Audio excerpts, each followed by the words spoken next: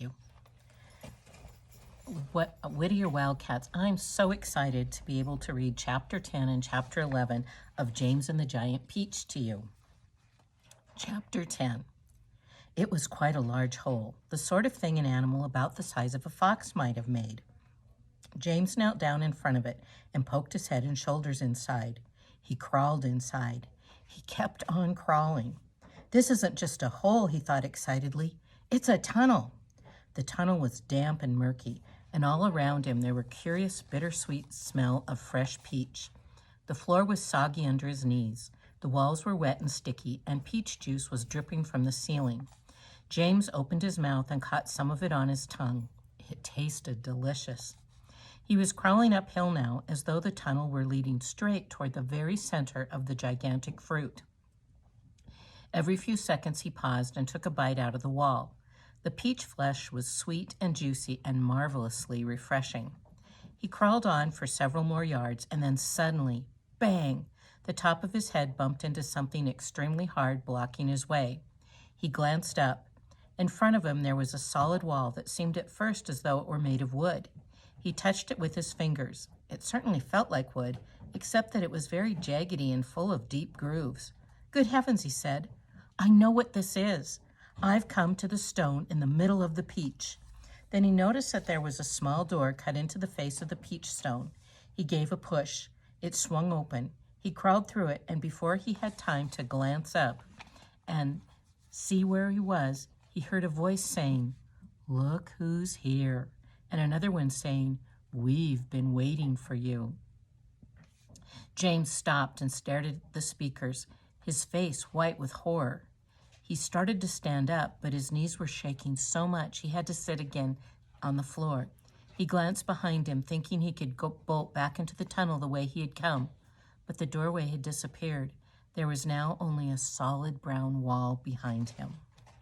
Chapter 11. James' large eyes frightened and traveled slowly around the room. The creatures were sitting on chairs, others reclining on a sofa, and they were all watching him intently. Creatures? Or were they insects? An insect is usually something rather small, is it not? A grasshopper, for example, is an insect. So what would you call it if you saw a grasshopper as large as a dog? As large as a large dog. You could hardly call that an insect, could you? There was an old green grasshopper as large as a large dog sitting on a stool directly across the room from James now. And next to the old green grasshopper, there was an enormous spider. And next to the spider, there was a giant ladybug with 9 black spots on her scarlet shell. Each of these 3 was squatting on a magnificent chair. On a sofa nearby, reclining comfortably in curled-up positions, there was a centipede and an earthworm. On the floor, over in the far corner, there was something thick and white that looked as though it might be a silkworm. But it was sleeping soundly, and nobody was paying any attention to it. Every one of these creatures was at least as big as James himself, and in the strange greenish light that shone down from somewhere in the ceiling, they were absolutely terrifying to behold. "Oh, I'm hungry," the spider announced suddenly, staring hard at James. "I'm famished," said the old green grasshopper. "So am I," said the ladybug. The centipede sat up a little straighter in the sofa. "Everyone's famished," he said. "We need food." 4 pairs of round, black, glassy eyes were all fixed upon James. The centipede made a wriggling movement with his body as though he were about to glide off the sofa, but he didn't. There was a long pause and a long silence. The spider, who happened to be a female spider, opened her mouth and ran a long black tongue delicately over her lips.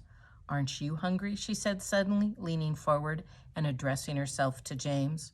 Poor James was backed up against the far wall, shivering with fright and much too terrified to answer. "What's the matter with you?" the old green grasshopper said. "You look positively ill." And here's a picture of all those creatures that he's seen.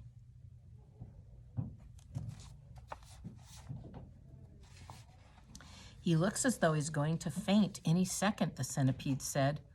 "Oh my goodness, the poor thing," the ladybug cried. "I do believe he thinks it's him we're wanting to eat." There was a roar of laughter from all sides. Oh dear, they said. What an awful thought.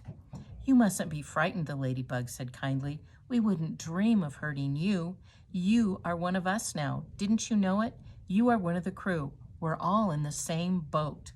We've been waiting for you all day long, the old green grasshopper said. We thought you were never going to turn up. I'm glad you made it.